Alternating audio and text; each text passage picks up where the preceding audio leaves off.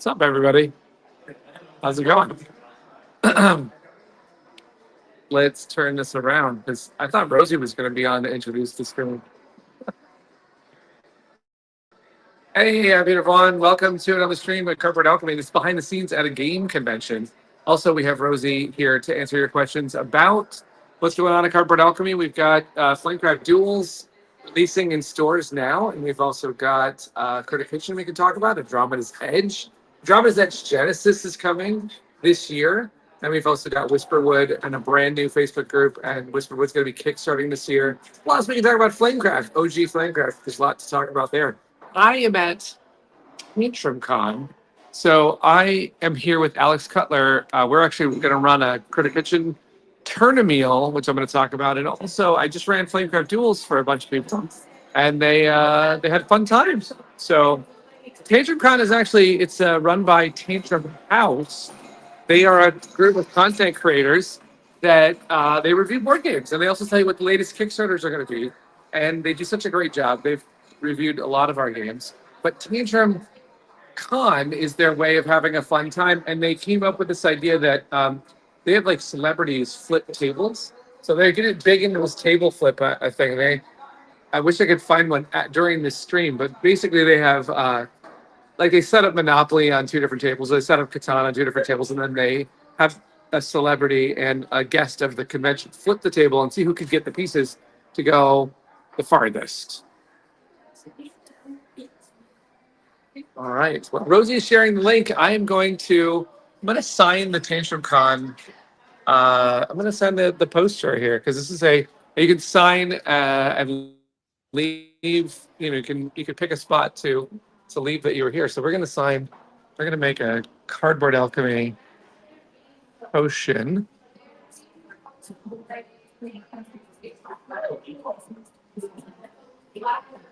A freehand potion. Yeah. Look at that. So,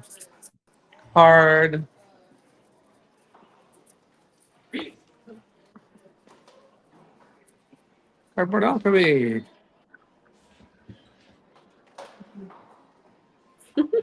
Okay, so there we go. Now you got a good place as well. I'm going to show you what the rest of the con looks like if the camera lets me do that. Are you coming on the stream, Rosie? I'm on it. Okay, good. Let me make you big, and I'll be small. All right, here we go. We're going to go into the convention. This is a convention of about 1,500 people. There we go. We've got lots of fun things that they do at this convention, which I'll show you a little bit of. They have a learn to play room where you can sign up to learn a game for the first time. And then they have hot games and VIP games. I was in the VIP tables teaching people duels.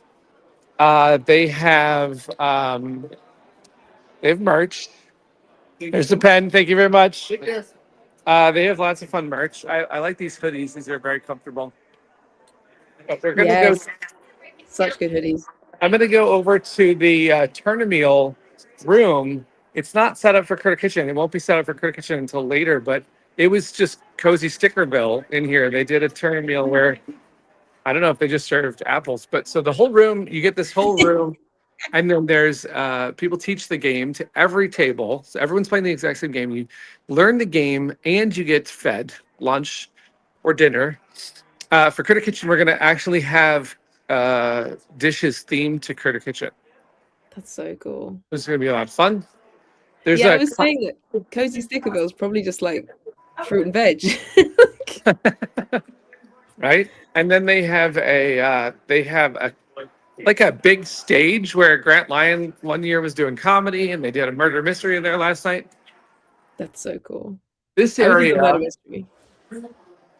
up here is where they have the exhibit hall, which I want to show you where our games are in there. This is Crokinole. This entire hallway is Crokinole. Of course it is. Then I guess there's a local store that sells it. And then they have Demo Alley where you could put Kickstarters. They've got, some of them are, small and big publishers. So I've noticed that Asmodee, for example, does have Cozy Stickerville here as well. That's cool. That you can Look at come in and that. try. And then they have Lord of the Rings that you can try. Wait, is that a chicken Is that a chicken? on the Cozy Stickerville stand? Ah, Yes, it is. I can spot a chicken a mile away. They also have Kins and Key that makes Galactic Cruise. They were here Yeah, earlier. They're actually working on their new version. It's called Expedition Excursions. It's kind of fun. They actually have this is a prototype, and they actually show how far along it is, that's cool. so that you don't judge it for art. That's Um, cool. then they have the exhibit hall. Hey, how's it go, Joe? It was Joe from All Play. All Play is here, and they have some of our games, which I'm going to go find them right now. So this is a I mix. always recognize the scram spider. This is Bezier. That's my Yeah. friend. You need to do that. You just put Yeah? a little pile. My friend's teaching. Yeah. Oh, nice. This is the Game Makers, by the way. Look at this. Have you seen this one? I haven't played it, but it looks super You get cool. these little forklifts. That's so cute. And then I mean, let's see if we can find it. You make a game. Do you recognize any of these games? A few.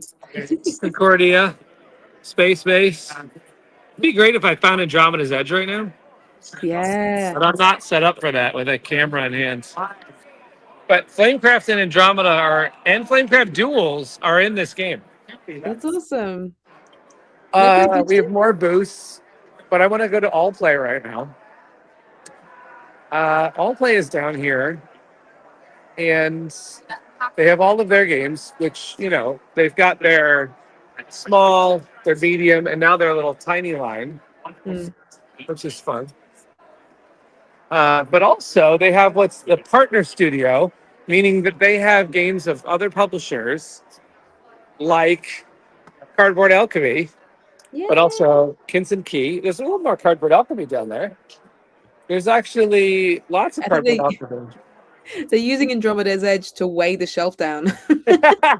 They also have, hold on, I'll get there. Look at what's selling out right now. Yeah, This is going really well, and it's in a couple spots, and That's then we have Critter Kitchen in a couple spots. that's so You cool. can get a Wonderland's War down here. That's another heavyweight. Keep the shelf Yeah, standing. they get all the big ones down there. Oh yeah, more on Andromeda's Edge. That's Just so keep- cool. This is a fun setup. So they have all of our games and our boothing for us, which is great.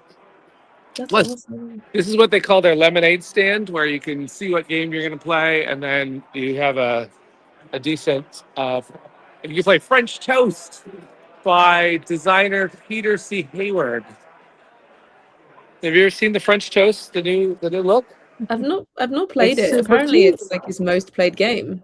Yeah. So If anyone hasn't played it, you are supposed to guess the person who's deciding if the card that they draw is kitten closer to the actual word you're trying to get them to guess, or is French toast closer? And you're trying to put it, you're trying to give people a hint is like kitten is very similar to what the word is, or kitten is definitely not similar to what the word is. And then if everybody thinks that if the judge thinks the kitten is closer, then now you're comparing kitten to the word that you're trying to guess. so it's a little wavelengthy. It's a little wavelengthy, yeah. That's It's cool. a lot of fun because people are like kitten, and then they'll say kitten, and then you'll say semi truck, and it'll be like, okay, semi truck's closer, and you're like, I don't know what word it is. Yeah, I'd be rubbish at that. It's challenging, I but can very imagine. fun.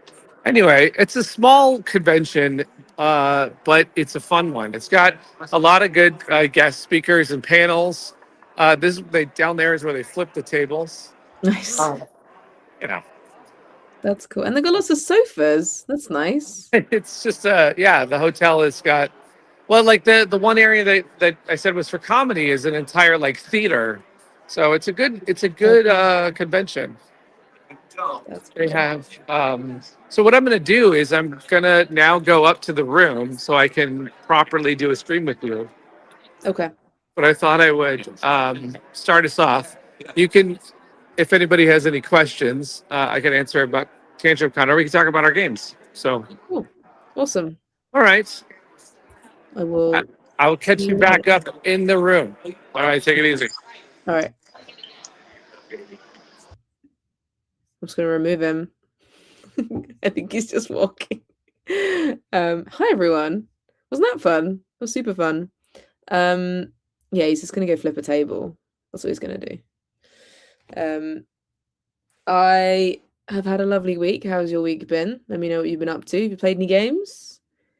I've been doing a lot of writing, updates and things, because we need to get some updates out for Duels and for Genesis. Also, it's about time we put out a newsletter, so working on that. And some other bits and pieces. What games have I been playing this week?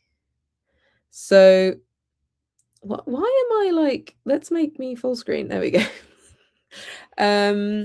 I played some BGA actually. I don't really play BGA very often, mostly because I completely forget to check it.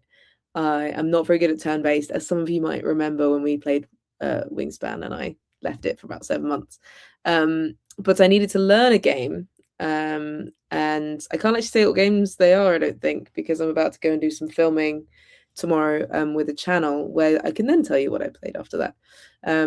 But I learned some games, but I also have been unboxing some games. I've unboxed Pyramid, which is by Rana Knizia, and I unboxed 3 games, one called Le Oaf, Medivalians, and Goblin Laundromats. And I also unboxed come on, brain. Oh, the 2-player version of Bunny Kingdom Town, which I'm very excited to play soon. So yeah, I'm going to play those probably on Sunday once I finish my filming.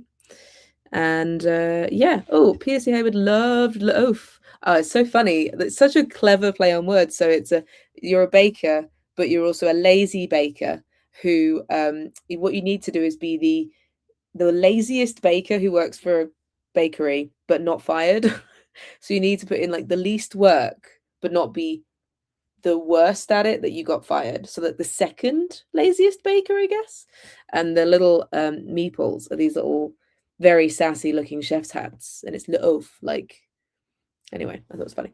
And that, I think, I can't remember who's that from. It's from like a Norwegian company or a company from the Netherlands. It's a French baker. Of course it's a French baker.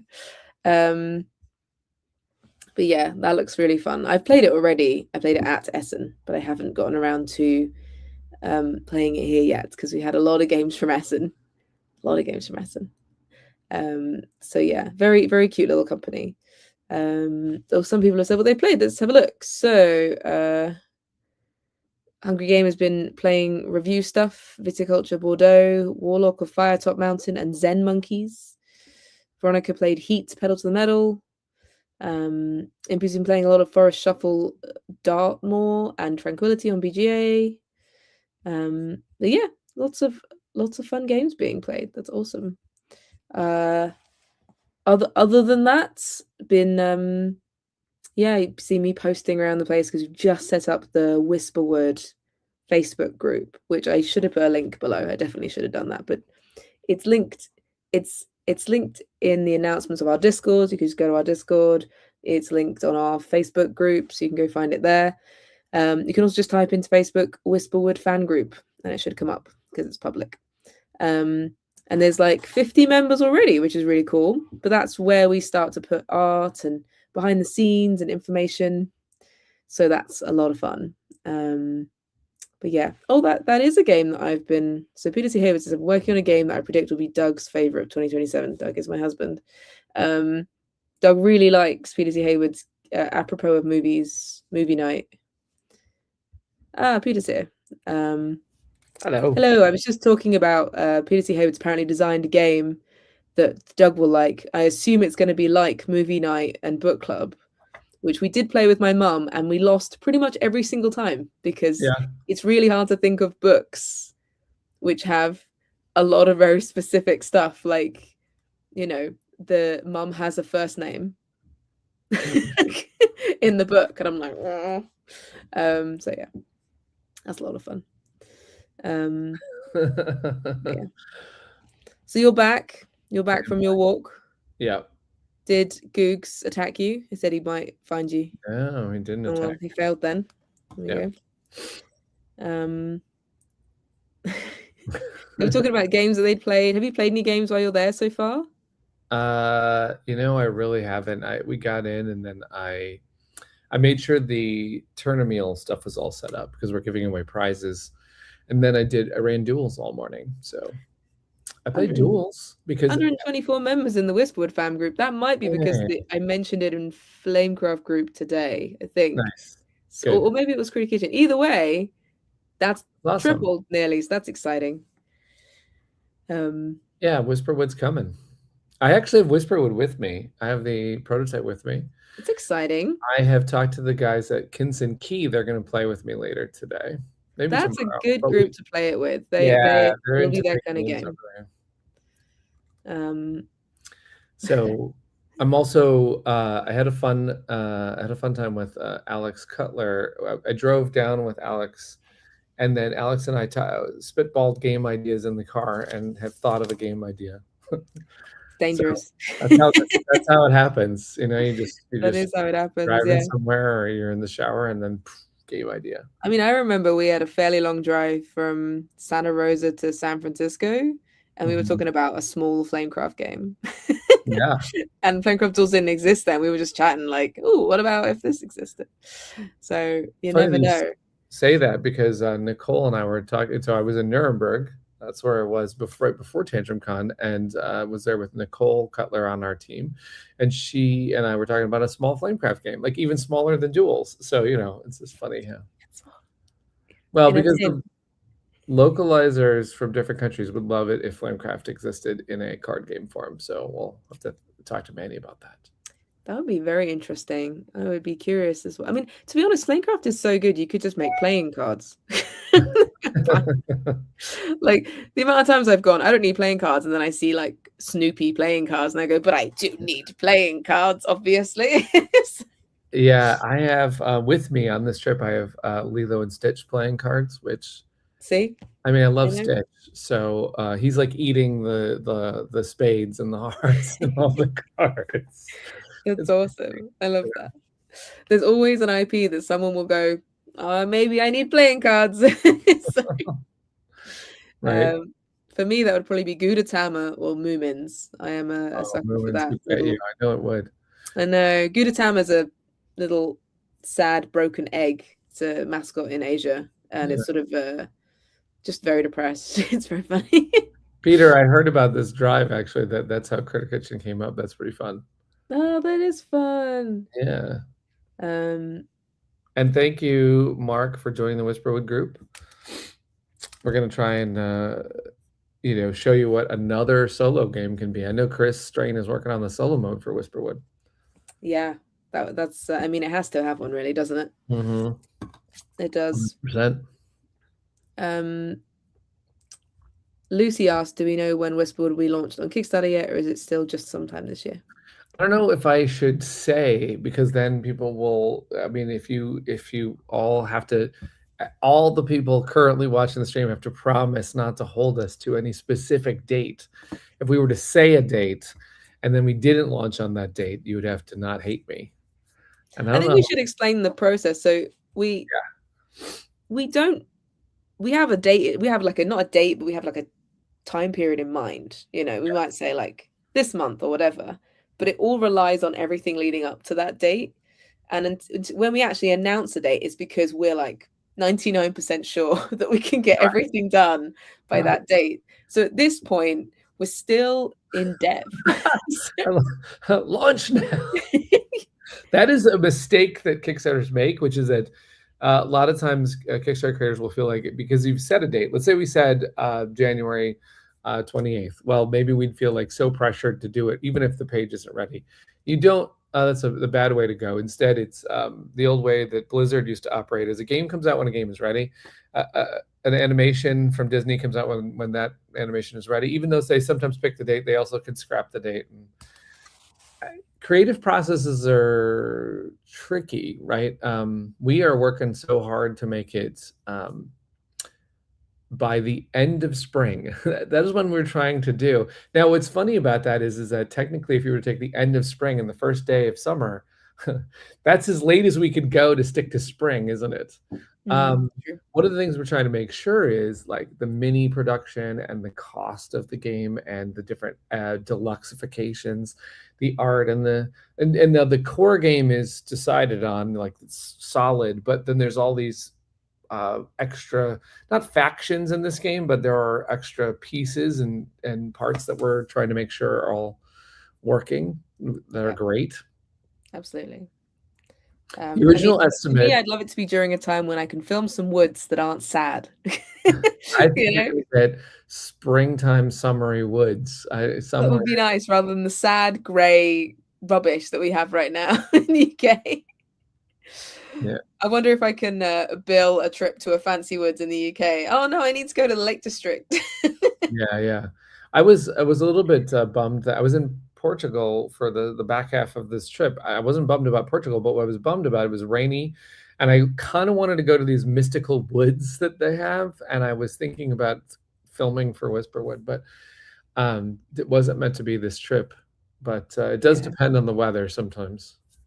Yeah, we have some, like, I don't know if anyone in the UK knows about these. We have these beautiful woods in the UK called puzzle woods.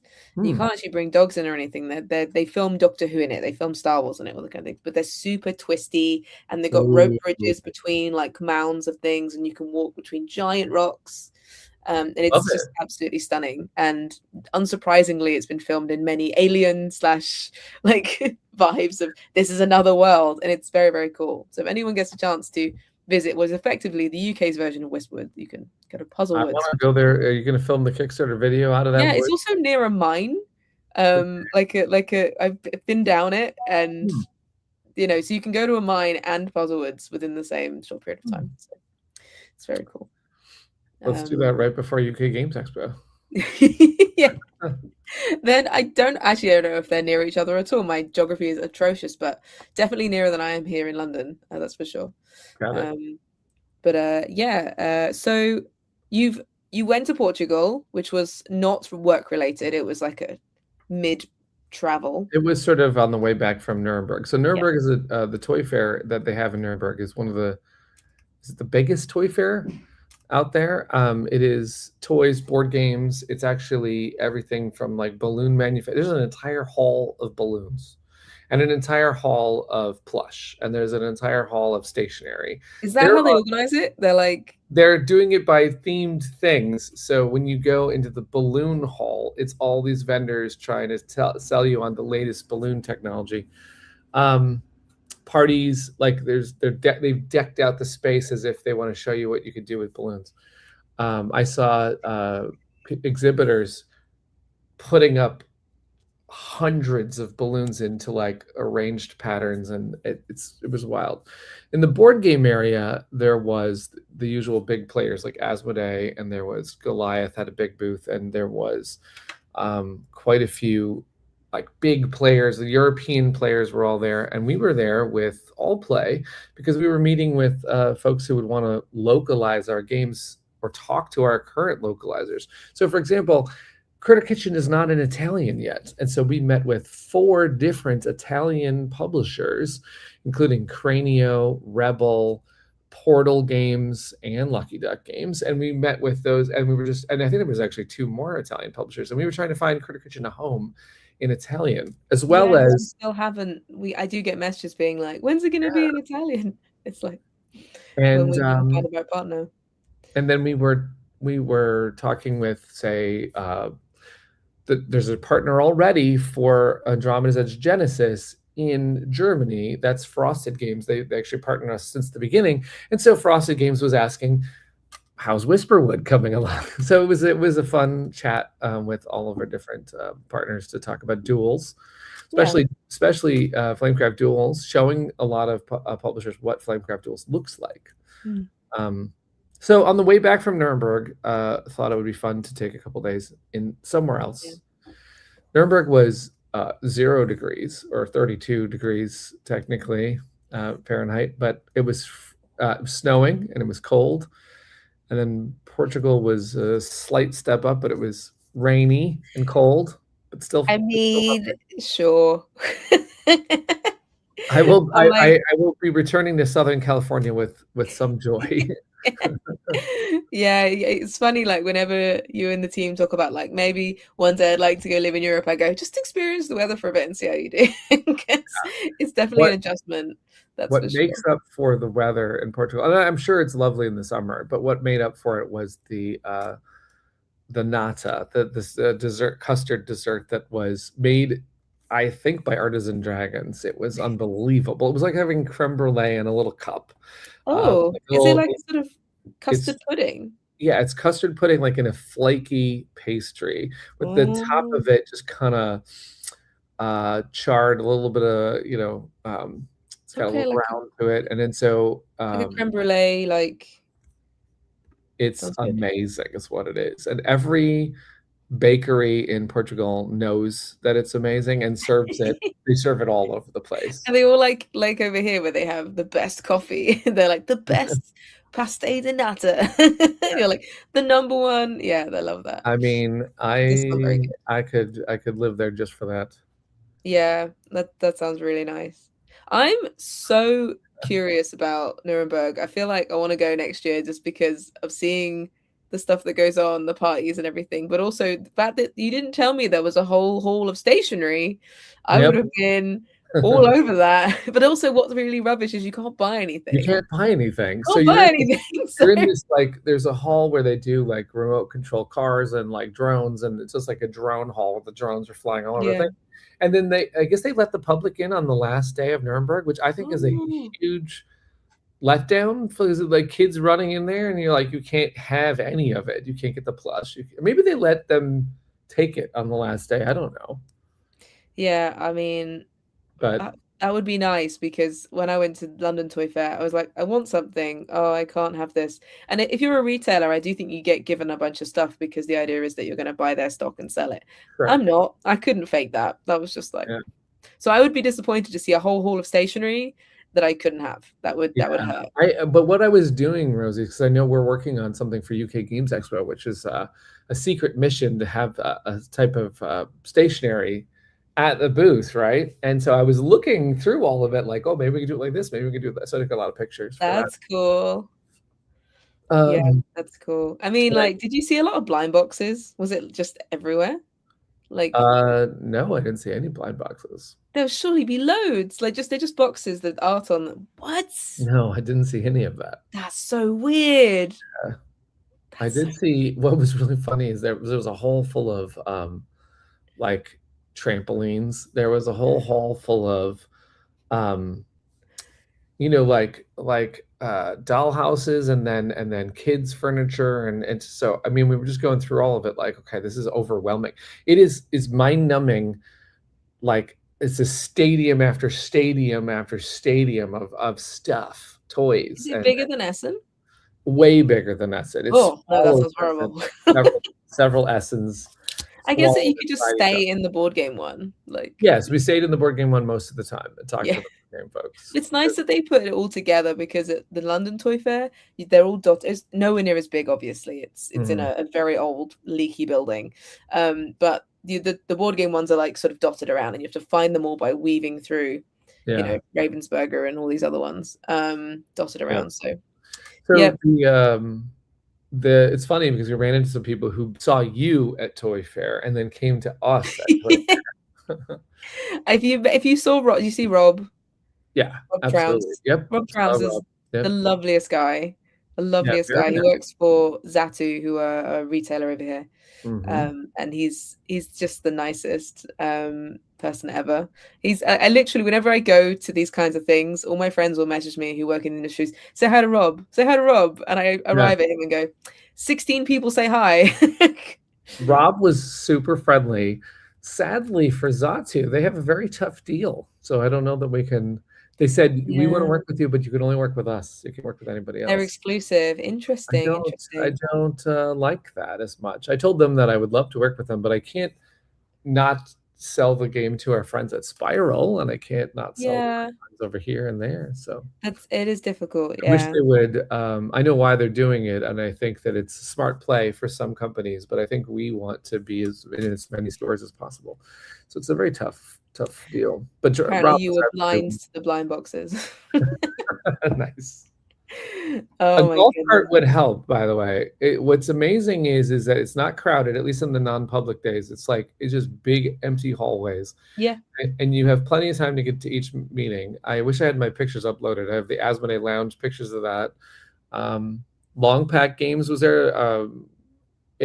eStar didn't have a booth, but eStar, one of our manufacturers that makes Flamecraft, they actually went around with Flamecraft duels and showed it to people, bragging about how they made Flamecraft duels. They had a booth at London Toy Fair. I know. Well, I mean, it's hard to do them all, right? So Because I was like, there's duels, there's Flamecraft. What? Yeah, they were walking around with Flamecraft duels, and actually, while a Polish publisher saw Flamecraft duels in their hand and then said, "I want to buy that," and then basically came over and tried to localize it in Polish. That's so fun. That's Yeah. awesome. I mean, yeah, I think it's a little bit like Essen used to be, in that it's all about networking and talking to people and making deals and making conversations. And now Essen is obviously way more face to the public, but it still has that massive part to it that people don't really see if they're attending as public, is all the business spaces and all the, there's a reason why Kickstarter's area was, well, not last year, the year before, it was just coffee, because it's mostly networking and chatting. Yeah. So it's very interesting to hear that Germany have another massive networking event. Yeah, Nicole on our team is like, I like this better because there's not all that chaos with like playing the games. And I go, I kind of like the fact that I can go get the hottest game. I can go buy like, Recall or Covenant, or I could play Andromeda's Edge Genesis, like get in a table of a game. But I get it. If you just want to have like those chats, those really important conversations, it's a good one. Yeah, and they're kind of both they bookend the year, don't they, a bit? So you've got like, I mean, the funny thing about Essen is being in October is it's kind of too late to talk about Christmas sales or anything, because it's just too late to kind of make those deals. So it's kind of now that people are talking about that, which is we used it. Yeah, we used it to kind of solidify, like we showed people what Genesis looked like and what duels looked like at Spiel, and then these were the follow-up conversations to say, like, now that you've had a chance to play, what do you think? How big would you like your order to be for Flamecraft duels right now? And then if it was a team that everyone wants it, then we're trying to choose between which Spanish publisher or which Japanese publisher it's going to be the one. It's really interesting. Exciting. So speaking of all these sales that we're making to shops and everything, we have closed the pre-order now. So everyone who's pre-ordered, I think in theory they should be arriving around now. I've seen someone already with theirs.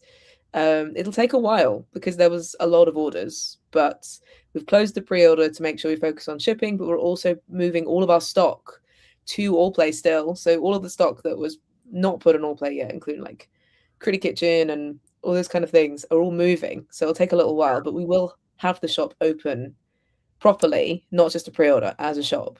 Inevitably, when we did this, it was because people were asking about the plush, they were asking about duels, and we put up this pre-order so that Kickstarter backers would get it, but then also we could start to take the interest from everybody. And inevitably, the day that we close it and we're shipping them all out, someone's like finding it today, right? Obviously, there's always that happen. Yeah. But it won't be too long before it's back again. I know that right now Duel's Standard just released in Barnes & Noble, and it's also going to release in stores. And then pretty soon, both will be out there, and people will have their choice of what they want to get. The biggest surprise has been Dragons and Dragons. Oh, look. Dragons and Dragons, I think it's the sleeper hit. Nobody knew about it. And now, all of a sudden, as retailers find out about it, Dragons and Dragons, there's Rosie. I mean, that's the reason why. Let's be honest. We ordered so many on the Kickstarter, and those are all allocated for and spoken for. Then we put the remainder of those in the pre-order, and those sold out. And then we have already ordered more Dragons and Dragons, and now those are spoken for by retailers. So we've just put in another order of Dragons and Dragons. So they're not sold out to the public. No. The stock is all sold out to like shops and distributors that want to sell it. Like that's so it's for example, like, for just as an example, we went to distributors, which, for example, Asmodee UK, and Asmodee UK said we'll take a boatload of Dragons and Dragons, and we're like, okay, let's get another boatload. We already have a boatload coming, and if you're going to buy all that, then we need to make another boatload. It's funny because when we were making Duels and the expansion, Dragons and Dragons, we were like, let's overorder because we want to make sure that when it comes to the end of the Kickstarter, we don't shipping everyone's Kickstarter orders out. We don't have what happens to lots of companies, which is completely valid, which is they have no stock. So they have to reprint, and there's this big gap and delay. We wanted to make sure that we had stock so that we could go straight into retail for people that missed it. And yet still we're like, still didn't print enough. Still not enough. No, so unbelievable. We ordered, I think on the Kickstarter, there were 19,000 backers, and we ordered approximately 10,000 extra Dragons and Dragons. Those quickly were spoken for. Then we ordered some more. So I think that it's exciting for the expansion to Flamecraft. Just the pure number of people that when they find it, when retailer stores are finding it, it's an insta buy. It's like, oh, Flamecraft sells really well in my store. I want the expansion for sure. And I mean, we printed it 200,000 times. So there are 200,000 copies of Flamecraft. Oh, there's more than that. So the interesting question: how many copies of Dragons and Dragons have been printed compared to the total number of Flamecraft that have been printed? Recently, we figured out that Flamecraft has been printed 400. Oh, 400,000 copies, 400,000 times worldwide in all languages. So 400,000. And Dragons has now been printed. I want to say almost 50,000 copies. 50,000, and we could easily go more. Like, it's amazing. Now that doesn't mean everyone who owns Flamecraft is going to find it or want it or whatever. So usually the ratio in board games is around 1/3 of the people who own a game usually adopt and get an expansion. So we could expect there'd be appetite for about 125,000 Dragons and Dragons, if or so, like 130,000, if that's what it turns out. Now sometimes that goes a little differently. Like Escalation, which is the one of the expansions to Andromeda's Edge, is more adopted at a 50%, 60% rate because people find that to be integral to the game, and so they want it. If you own the base, then you want Escalation. So I don't know what's going to happen.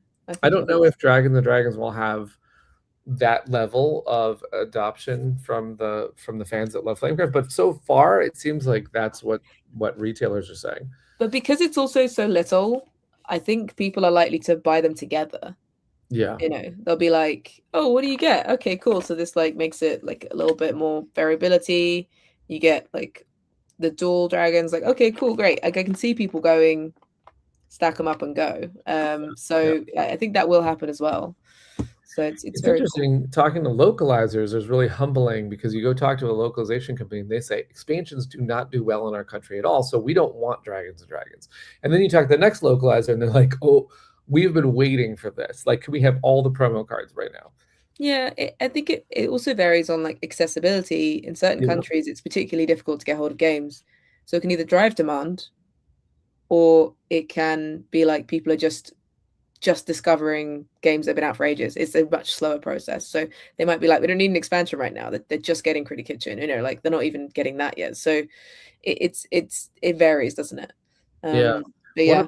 One of the things is that retail tends to not want the expansion right away. So Critic Kitchen, the campaign introduced an expansion, which of course backers are excited to be able to dig into more content. But retailers are like, whoa, let's just give everybody the first game first.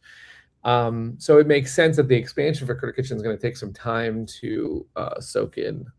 Hey Faith, good to see you. You're not late at all. You've jumped right into another stream. You can ask any questions you want. We got a bunch of questions. Okay, let's hear it.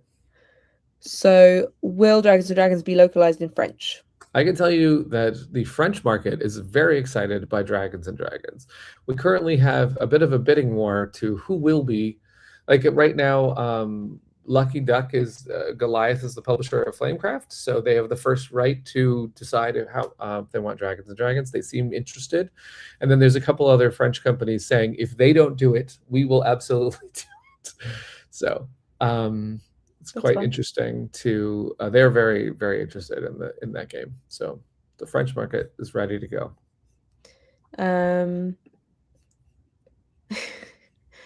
Oh, already asked that one. Oh, is there an ETA on the AE t-shirts being on Printify? That is a Yes. good question. We have recently started working on the graphic design for the. So for anyone who doesn't know for this question, we unlocked the ability to make T-shirts with all the Andromeda's Edge factions on a third-party site called Printify. And what we're going to do right now is we're getting the graphic design all laid out for the shirts.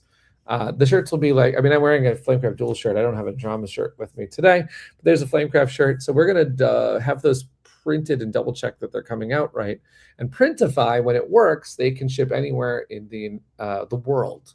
So we have to make sure that the shirts come out the same-ish, like in each region, so that once we know that's the case, then we're going to offer it up to put it in a Genesis update, make sure everybody knows they can go over and get a shirt if they'd like to. Do you know who the best ambassador for this t-shirt is? Grant Lyon. Grant Lyon. Grant Lyon loves that shirt. He has one of the older ones, which is in a slightly lighter color, but he wears it every time I go to a convention. He's wearing it. I see videos where he's wearing it, and the comments are like, "Where can I get that t-shirt from?" You know who the second best ambassador for the Flamecraft shirt is? Corey Thompson. Corey Thompson is always wearing that. He is always wearing it. Yes, I love it. Yeah, I'm like, you know what? This is great. I would not expect it to be two mustachioed men. Flamecraft has a lot of things. I think the Critter Kitchen one will be Ascadelia. I did actually wear Critter Kitchen to the convention yesterday, and I am going to be wearing my Critter Kitchen chef jacket at the Turner meal. So that's going to be fun. That's fun. I'm doing something tomorrow regarding Critter Kitchen, and I can't tell everyone what it is yet, but I'm very excited. Ooh, nice. He doesn't even know. He's like, "What are you talking about?" By the way, not only do I have a Flamecraft shirt on, but I'm also wearing I'm a plant dragon today. Yay! Are you handing them out? I am handing them out. Whoever is at TantrumCon who wants to be a dragon, I'm making sure that happens. I gave some out at Toy Fair. Everyone's just so people were like, "Oh, I want one." They were putting them on their badges, and I was like, "Everyone's gonna be really confused what this is in relation to because it's just not there." There's just so random. I gave it to somebody at Nuremberg. They were the only person wearing one. Yep. Plant Durg is mentioned. Yes, a plant dragon has made the chat. That's funny. Yeah, please feel free to get more questions in. I've had a scroll and I can't see any other ones at the moment. We can talk about anything. We can talk about we just started the Whisperwood Facebook group, and we are working on that one, and we're also Genesis files are being made right now, so we can talk about any games we're working on. You didn't see this last stream, but I have created a new bookcase that has all of our games in it that I can pick up. So we don't have Andromeda's Edge in it because I literally couldn't pick that up, so that I can reach them more readily. You know what I have some evidence of is I took the Critter Kitchen tote to Nuremberg, and let me tell you, that thing is a workhorse, and it held souvenirs, it held all of my stuff and the games, and it packed to the brim, survived international travel like a champ. That thing is solid. I actually took I took some copies of Flamecraft Duels Deluxe and Standard to give to people at Toy Fair, and I brought it with me. And you're not allowed to bring in games unless you are an exhibitor. So I had to leave it there with my Critter Kitchen bag and make Rob come down and say, "It's fine, I'm an exhibitor, we can bring it in." And then we brought it in. So I was like, "But my Critter Kitchen bag." Over there. My precious Critter Kitchen bag. Yeah. They're very Yeah. strict because I think the problem they had was a lot of people were showing off prototypes of games, and apparently that's not the point of the show. Right. As people were sneaking in prototypes and You pitching gotta games. know when the prototypes are welcome and when they're not welcome. You know what I mean? Yeah, I thought that was the point of the show. I was a bit confused why designers can sign up and go, so why couldn't they bring a prototype? But apparently it spends time that they don't think the people have, like on people coming up without a meeting and trying to make them play games. So yeah, it's very interesting.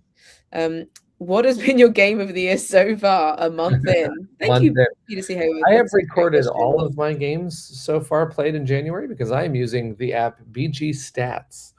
And I have every game that I've played in to January and February so far. And oof, Peter Hayward, who asked this question, and I have played a prototype of Peter's that is pretty good, but I don't know if that should count for 2026 game because it's not out yet. It's a prototype. I mean, what counts? Because the amount of people who've done their top 10s where it's just games that are new to them, it could be your game of the year from last year, effectively, if you've just discovered it.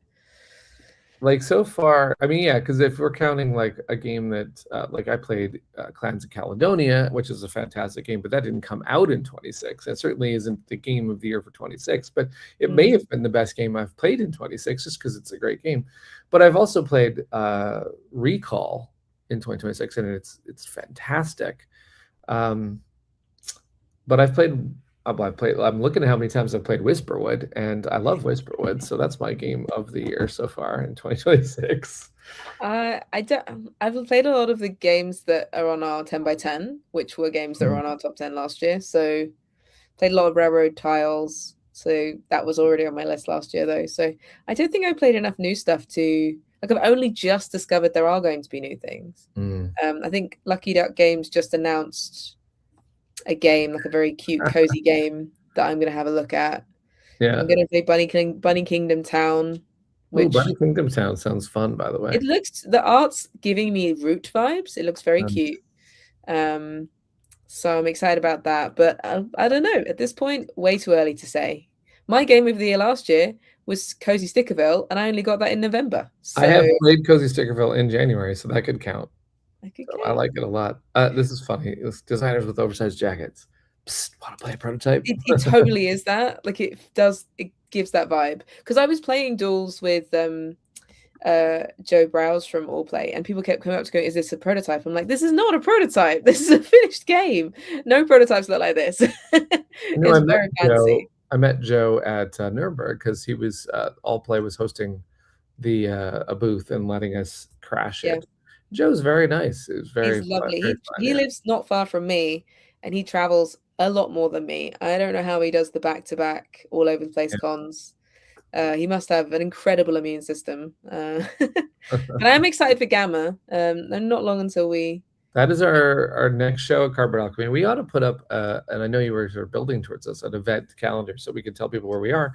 Yeah. Because Seasonal, who's in the chat, has been asking for a long time, are we going to go to Origins? And this year we are going to Origins. I mean, some of us on the team are going to Origins, and some of us are going to UK Games Expo, and some of us are going to Gamma. So it is a big year for Cardboard Alchemy. Some of these cons are going to be very big for us, and some of them are going to be smaller, just depending on how many eggs we're putting in each basket, basically. Yes, there is a different strategy for each show.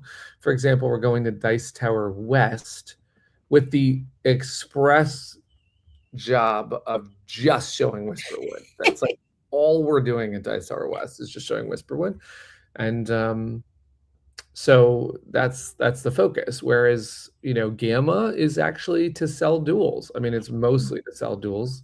Rosie, I'm finishing my chapter of. I started at Gamma, showing off the prototype. Yeah, I got the prototype at Gamma. Yeah, and now I'm going to speak to more reviewers to show it to them, and I can talk to them about Whisperwood, but we won't be playing it. It's just not feasible in an hour's chat. But we'll play duels, and we'll show it to people, and we can show them the standard. Prop yourself up in a bar and just crack out Whisperwood at the bar. I think effectively we could bring out like a player board. Right. But yeah, no, it's kind of like sealing the end of a cycle, which is very fun, very interesting. And obviously this time around, All Play are going to have areas for us, and they'll have duels out, and we actually have a space that's our own. Last time we had a sort of space with Lucky Duck, but it was technically their booth, so it's going to be really interesting. We're bringing the Flamecraft fountain to. We're bringing the fountain, yeah, bringing a seat. Wonderful. Yeah, so that's right. A place to sit. A place to sit. Huzzah! I could play duels there. Yeah, totally. That's right. But yeah, I'm excited about that, and I'm actually flying with my friend Libby, who works for Patterson Games. So I get to start a movie at the same time as someone else on a plane, which I've never done. Oh, that's fun. You're gonna start a movie at the same time, and then like watch it at the you like hear the audio separately, but then like you just get the same fun moment, like I saw a movie while I was in Lisbon. What did I went you see? to movies, and I saw a movie. It was in English dubbed with Portuguese. Okay. Wait, it was in English, but it was English. Sorry, with subtitles. Okay. It was Send Help. Oh, is it good? It's really good. Is it really scary? There's some Sam Raimi parts in it. I've not seen classic Sam Raimi because I'm a giant wimp, but I do know that people are saying he's back. So Sam Raimi did Evil Dead. I don't know if you ever saw any Evil Dead, but Evil Dead is kind of campy horror. Like, it's campy in the best way, right? I struggle with Shaun of the Dead. Yeah, I mean, but there are jump scare moments, and there are things where you're like, oh, and he's so good at playing it, like you don't see some of that stuff coming. Send Help is great. I mean, the cast is incredible. I'm a massive I also was learning some Portuguese while watching Send Help. You learned the SOS in Portuguese. Yeah, I did. Oh yeah, no, absolutely. That's cool. I mean, I might see it. What sometimes happens is Doug will watch things before me and then go, or you'll be all right. So. You know what, Axel? I would like Mexico to be on the list. I have a list of countries that I need to get to, and I didn't sadly play with Vital and Lisboa. I actually really wish now I had brought Lisboa, the game, to play. I really wish I had done that. That would have been pretty neat too. Yeah. I know, but I will be getting a calendar of events for everyone. I'm going to be chatting to Googs about it. He's right there in the comments about getting a list and sort of roughly our level of where we're at there. Like UK Games Expo will be a really big one, and that's really exciting because it's my hometown, aka the UK. I don't live in Birmingham, but I know it very well. Whenever Peter's like, "Can you find out about this?" I'll just ask Millie, like everyone I know, first name basis. So I'm really excited, and also a bunch of US people are coming over to exhibit as well, like for the first time. So I think it's going to be an especially big year for UK Games Expo generally in terms of publishers you wouldn't expect. I mean, last year Buttonshy were there, and I was like, Buttonshy is one of their big ones. They do that in PAX, I think. But they do have a UK base, but they never had like that much stock. They usually had like the tiniest little table. That was really cool, and they sell out super fast. Everyone wants the calendar. Earlier in the stream, I showed that sign that Galactic Cruise had about like how far the game is in dev and art. Right? He said they got that idea from Patterson.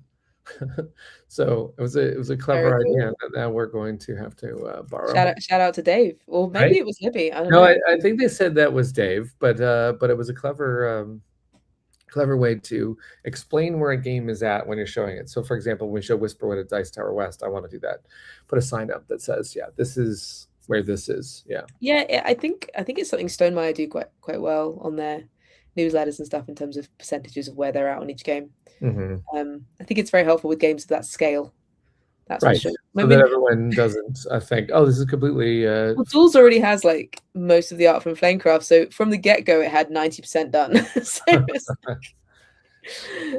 watched some people play it today, and there was 2 or 3 people that knew what Duels was, knew what Flamecraft was, and 2 or 3 people that had never seen anything and were just blown away by Centaur's art for the first time. And I was just like, that's so magical to see that happen. Really cool. That's awesome. I mean, like the teach is like 3 minutes, so pretty fast. Yeah, pretty it was fast. literally we were teaching. So there was I was running 2 tables at once. And there was one time when somebody didn't show up, and so I was going to just teach it. And then when it was done, I was going to take the seat so I could give that person a game. And this person, I had taught all of the tokens, and this person comes by and they're like, "I'm so sorry, I'm late." I'm like, "No problem, I can get you in a minute. Like, Yeah. you'll be right in it." I've had it where the other person I've just taught has taught it to them. Yeah. It's like fun. Yeah. Yeah. So it's lovely having a game you can teach in 3 minutes. It's a joy. Is everywhere nowadays. Literally, while I was playing duels, I was looking at the next table with a game called Scurry Up, which is also her box cover. So I'm Yeah. just like, Sandara is magical, and she's got so many games going on now. Yeah, and she's only been like full time for about what, a year and a bit, something like that. Yeah, year and a bit. So she's gonna take over, you know. Yeah. She's prolific, so I'm excited. I feel for all the people like me who collect everything Sandara does, because what are we gonna do? What do you mean? What are you gonna do? A lot of games. There's going to be people out there that have a Calyx shelf, and it's going to be Sandara titles. Yeah, I already have column or row. I already have Ryan Lockett all over the place, so I'm in trouble. She needs to slow down. Let's be honest. Hello, by the way. As well, you didn't miss anything in the stream. We're just talking about whatever you want to talk about. There's a gaming weekend ahead. I'm going to be at Tantrum Con playing games, but I would like to hear what everyone else is going to play this weekend. Yeah, I'm going to play the games I was talking about. I unboxed Pyramid, which is by Ryan Knizia. It's got some very nice, very satisfying tiles. And I was going to play Bunny Kingdom Town, and I unboxed 3 games by Vaughan Games. They're a very small company, and they've got La Oath, Medivalians, and Goblin Laundromats. Goblin Laundromats. That's a fun name for a game. You can't mix the colors, so you have to like wash loads, but it's push your luck kind of thing of trying to make sure you don't. It's very silly, and that's an example of a really good name, because I think it's immediately like, what? And also you're trying to set collect like underwear, like trying to get pairs of socks, that kind of thing, but they're also in color types, so it'd be like fairies, elves, all that kind of stuff. So there's a little bit of color matching and stuff. So it's very silly, it's very fun. Maybe all of those, maybe one of those, I don't know, depends on Peter's gonna go hang out with the creator of Exploding Kittens. Cool. I mean, that's pretty awesome. I keep thinking he's gonna hang out with Oatmeal. I mean, Oatmeal is the artist behind. I know, but Lee is the creative team publisher behind.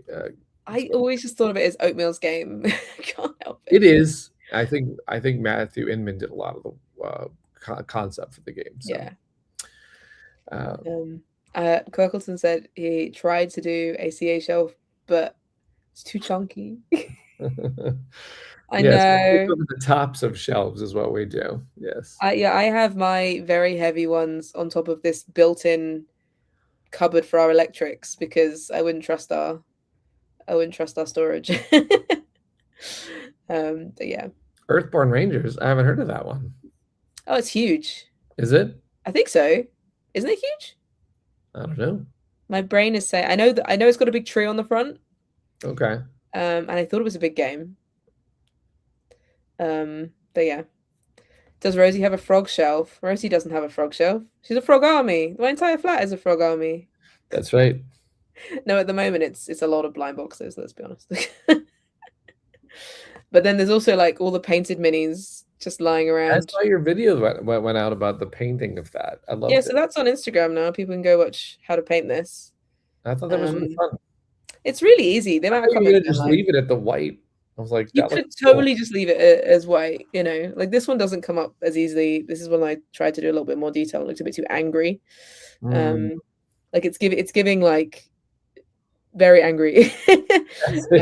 Angrier. This is the one in the video with the lily pad, and this is the one, my first tester one. Yeah, look at that. And what you emphasize is interesting. It's you can make it much angrier. But that means I now have 2 copies which don't have minis in, because these just sit on my desk. So yeah, because I always worry I'm going to take it somewhere, and I keep giving it away to someone and going, no, don't have my painted mini, it's mine. So yeah. Are we going to show some things that were posted by the community? Oh yeah, Sorry, forgot about that. No worries. I mean, we should do that, and then we'll wrap This, up with any so more. this is adorable. Oh, I yes, believe this her name is Flamecraft Kelly. party. They had a flamecraft party, and Ah, look, she love it. made the little tokens at the top, Yeah. and they had people over to come play the game. That's There's something I want to know what's going on in the corner there. There's some kind of lit up area. Yeah. I'm so curious. They said there'd be more pictures after the party, but look, they made their own little like That's hand because drawn. yeah, they had friends coming over and they made a card for each person that was coming over. One of them's called the Cube, and I wonder if they're an Andromeda's Edge fan. But also, I like that that dragon's juggling cubes. Yeah, and by Seppi. Yeah. He's got a It's Popeye going cute. on. It's really It's cool. And then Oliver's just a normal name. So that was really cool. I love. What game aside from your own games would you have a party like? What do you think really works well for a party? I will tell you, I have done two kind of parties when I first started out playing board games. Have you ever played Bang, the game? Oh, the push your luck bullet one. It's a bullet. It's actually the deluxe version comes in a bullet. Yeah. It's a I Western remember game. this. Someone's a sheriff, and two people are deputies, and three people are outlaws if you're playing a 6-player game, or one person's a renegade. So everyone knows who the sheriff is, but nobody knows anybody else. So everyone else's role is secret, and then you're playing cards, and you have a starter gun that only has a distance of the person to your left, the person to your right. So you can play cards against the person to your left or the right. You don't know if they're on your team, so the sheriff might like fire to the left and then accidentally be killing their deputy. So that person will be like, no, don't shoot me. And then you can actually get like a horse and ride farther away so that now they need two to get you. Or you can get a better gun, you can get a barrel that you can duck behind and stuff like that. It's very fun. And if you put on like Encino, like if you put on Morricone, like if you put on like the classic Good, Bad, and the Ugly music, it is a blast to play that game. And everyone, we had like themed snacks, everyone dressed up, and we had a whole day affair of that. And then I did one where it was Betrayal, the House on the Hill, and I played haunted music, and it was that's a good one for it. like everyone goes into a haunted house, and for some bizarre reason, everyone splits up. Someone goes bad and tries to kill everybody. And that's a creepy, you take the lights down and you play like creepy music and do that whole thing. I did a Stardew Valley party where I made apples into Junimos and I made loads of food and we obviously played the music and that was lovely. And I have made a video of Flamecraft related snacks. And nice. that is on our Instagram and TikTok, I believe. So. I mean, technically, I suppose I'm going to have the biggest Critter Kitchen game party that I've ever had in 2 days. You have to document this for me. I'm not there. You have to film it. I have to take some pictures of that because it's the tournament where there's going to be 90 people playing Critter Kitchen at the same time. Unbelievable. So, is there a competition? Like so what happens is you play just against the 5 people at your table. And then the best score at your table wins the game. And then there's going to be a way that, or they're going to figure out another way. Maybe it's not going to be the best score. Maybe it's going to be whoever picks the color blank, and then that player wins the game, wins the actual copy that you're playing. And then there's also a grand prize for several people that's going to win all the merch feast. That's cool. Yeah. That's very cool. Hope they got a big car. Thank you very much for these are it's Flamecraft dragons today because I'm demoing duels. That's awesome. A couple of other things. Box Meeples put out their best top 10 board games ever, and Andromeda's Edge is still in the list. I think it was in their list last year, and Libby just loves Andromeda's Edge. I believe it was Libby. I need to properly watch it and remind myself of who it was, but it's probably Libby. So that's awesome. You go watch them. Just look up Box. I'm so excited that Andromeda's Edge is in the top 200 ranked games of all time. Yeah, I brought this up with Sarah last time. It's very cool. Where are we now? Like 100 and something, surely. 197. We now have to go after game number 196. We're creeping up. I like to look sometimes at the games that are like, so it's 197. I like to look at like 187 to 197. Look at those 10 games and be like, we can take you, whatever game that is. I should go look like right now. Hold on. Let's find out. what games are ranked above Andromeda's Edge. Merdwell says Tim Chuon didn't mention AE in his 5 best solo games. It's Tim's favorite game of all time, though, so I think we're okay. It is, but I don't know that he's ranking it on his solo. Oh, we are currently ranked 192 today. Oh, 192, right? Uh-oh, Rosie. Uh-oh. Because Doug might take issue with us. At 191 is unmatched. it's unmatched, yeah. Unmatched Cobble and Fog. Uh-oh. Wow, that's a really. I guess that's the fun thing about a chain or like an IP like that. It's all of their games multiple times. Right before Unmatched is Istanbul. I love Istanbul, so that is a tough one to conquer. I prefer Istanbul twice. At 189 is Isle of Cats. I love Isle of Cats, but I think Andromeda's Edge could take it. Oh, I think we can take Isle of Cats for sure. Yeah. Then there's Terraforming Mars Ares Expedition at 188, and that'll be tough. That's a tough one. That's a tough one. Wow. Lord of the Rings. So then it's Praga Kaput Regni. I don't know that one. And then Lord of the Rings, Fellowship of the Ring is 186. Wait, the trick-taking game? The trick-taking game, the first one. And then Stone Age at 185, which Stone Age is a classic worker placement. And this is how funny this is that Luke Laurie has written blogs about Stone Age and how he learned from Stone Age to make the games that he makes. And so to have Stone Age be ranked, like we're closing in on Stone Age. That's interesting. Lord of the Rings, the card game, is 184. Watergate is 183. And It's a Wonderful World that I've always wanted to play and never gotten to play is 182. I don't know. I want to play It's a Wonderful World at some point because I heard it's good. Where's Flamecraft? Flamecraft is, I believe, in the 300s. Let's see. Flamecraft is currently ranked 393. So if you like Flamecraft and think it should go better than that, you just have to give it your rating. So is Andromeda's Edge our highest ranked game then? It is our highest ranked game. Pretty cool. Right before Flamecraft at 393 is Awkward Guests at 392. I do like Awkward Guests, but I think Flamecraft should take this one. Maybe with the expansion, it'll start to creep up. It's very fun to look at that. Now, I also should look at, just to be fair, let's look at Critter Kitchen. Critter Kitchen has the most work to do. Not the most work to do of all of our games, because Mission Catastrophe technically has the most work to do. But Critter Kitchen is a sleeper hit at 1,046. Now, I honestly think Critter Kitchen just has not been found yet. Yeah, and you know what I mean? It's it's got all these ones where people play it and go, oh damn, and you're like, yeah. Critter Kitchen has a rating of 7.8, which is an amazing rating on Board Game Geek, which tends to, like, anything that can even get close to an 8 is like a smash hit that you should buy. And so Critter Kitchen is right outside that. And I think, it just needs to be on more tables is what we got to do. We got to break that 1,000 is what we got to do. That's what Andromeda's Edge is coming for, Mahador. It's coming for dwellings. Now, Flamecraft Duels, being a new kid on the block, is ranked 2,873. So it's got some work to do. Still amazing when you think every year 5,000 board games get made, and right, the total number in the Board Game Geek, database. Yeah.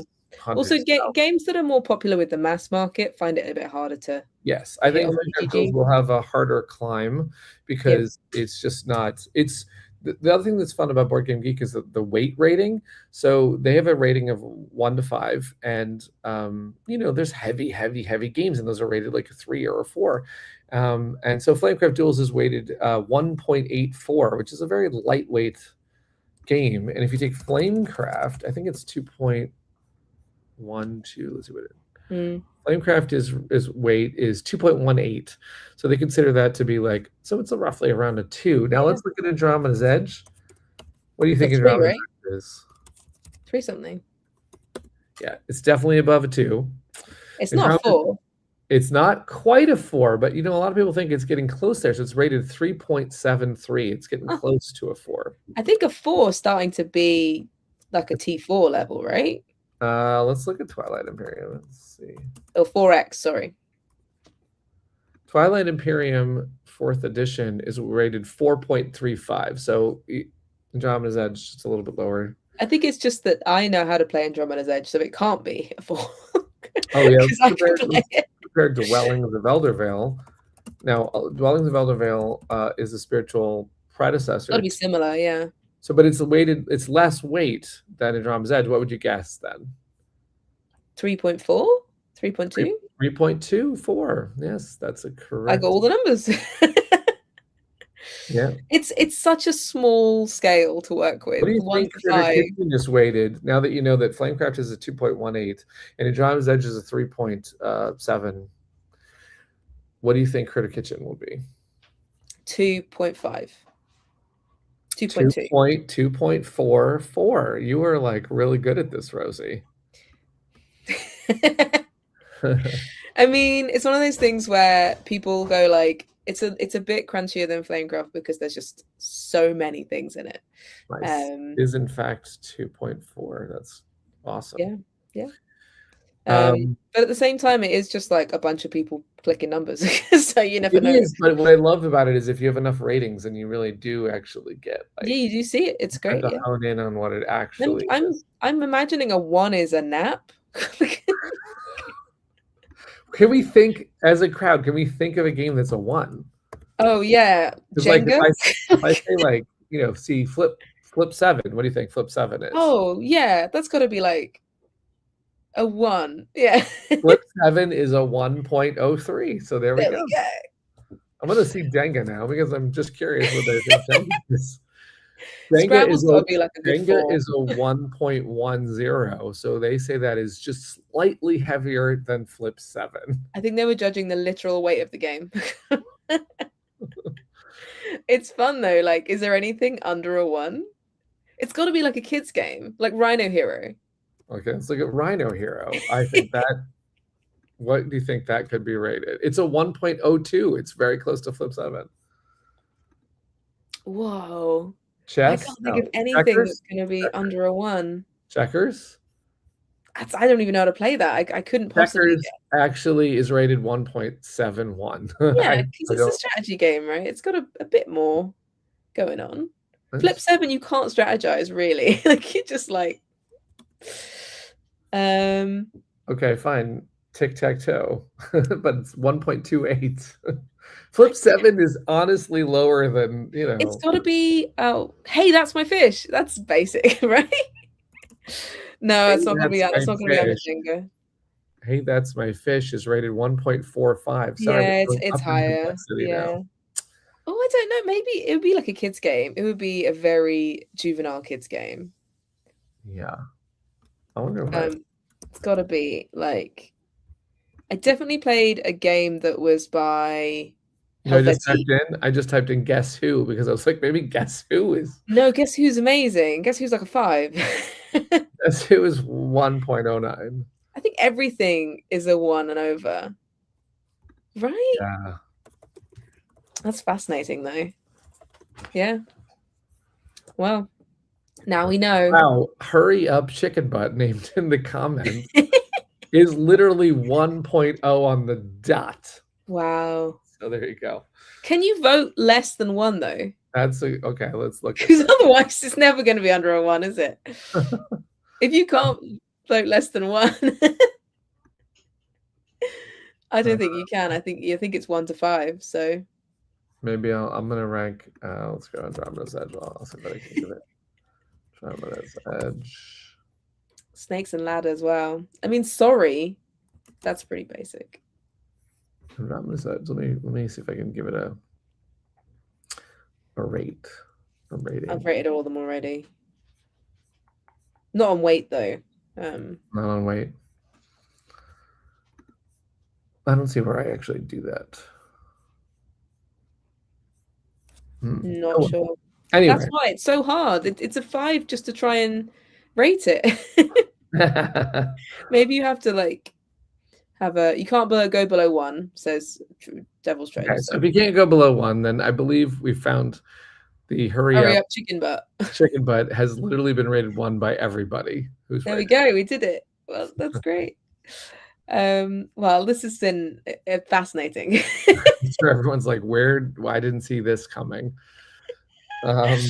Even If now you've got everyone would like facts to for the play, show. well, here we're going to talk about where do you think Whisperwood's going to be? I've only played it once. Okay, so Whisperwood, just to let everyone know, there's a couple people in the chat that do know how it plays because we are testing it in Discord. If you want to play it early, you can come into the Cardboard Alchemy Discord, sign up to join in on playtesting. If you like the bigger games, because Whisperwood is probably going to be higher weight than Andromeda's Edge. Just because, not because it's hard to play, just the decisions are so many and so deep that it's going to be a biggie. It's going to be a big one. Yeah, no, absolutely. We got a question. I missed a little bit on the road. Would the Critter Kitchen expansion Amazing Race be available again soon? And the answer is yes. We're going to deliver the pre-orders, which we had a couple of people pre-order after PAX. And then when all of the inventory has been moved into the all-play warehouse, we're going to turn back on the store and Amazing Race will reappear. And we're also going to bring it with us to UK Games Expo and other shows. So you have a couple ways you can grab it. And then we're going to do more promos for Critter Kitchen and we're going to release those. And if you don't get to shows and don't want to get it on our shop yet, we will probably bundle them all down the road. Because we do have one that just finished up on the Dice Tower. The Dice Tower had what we're calling the Later Gator promo, which is a new critic that you can play and a new cart called the Stock Pot. Yeah. And that's a part of a promo, but we're working on more promos for Critic Kitchen because we really think that it shouldn't just be rated the 1086 game. It should be rated higher. We really believe in Critic Kitchen. So we want to incentivize stores to get some more and encourage people to get the expansion if they've never tried it. And it's going to be a fun year of Critter Kitchen this year.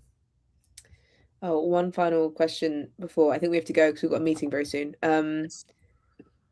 Has Flamecraft Digital playtesting been mentioned? It hasn't been mentioned because it's finished for now. But now it has been mentioned. Now it's been mentioned. Thank you for mentioning. But it's so they launched it and then it closed. It was yeah, like for 4 or 5 anyone days. who's watching the stream and doesn't know, Flamecraft is going to be made into a video game. First on Steam, and then who knows what platform it'll be on next. And there are, in every copy of Dragons and Dragons and Duels, there's a coupon to get like 30% off the Steam code, or like get a code to follow along. And we just had digital playtesting of the alpha, second round of alpha testing, so people could try it out. And there's a lot of people raving. Apparently, during the last playtesting, over 7,000 people logged in and played, and over 1,000 people gave feedback forms. So if that's one of you in the chat, thank you for doing that, because that's going to make it a better video game for everybody. And I'm excited to see where that goes next, because I think that's going to really make everyone. Yeah. There's people who are logging in saying that I didn't know how good Flamecraft was, but I played the video game, and now I'm going to crack open my board game copy of Flamecraft because I loved it. Yeah, it's really cool. Is really awesome to hear. They'll be doing another, I imagine, one or two more. I don't know how many more. I think there's going to be probably an official beta, because they don't have the multiplayer working yet, and they don't have the AI opponents very challenging yet. They have like a lot of the parts working, but those parts are not. So I imagine they're going to want to test like multiplayer match, in which case I will challenge you to a game of Flamecraft, Rosie. Yeah. You can play online with a video game. You can watch Barnesonator stream playing it on our YouTube, because it was posted by Barnesonator. We got sent a collaboration link, so it's on our platform.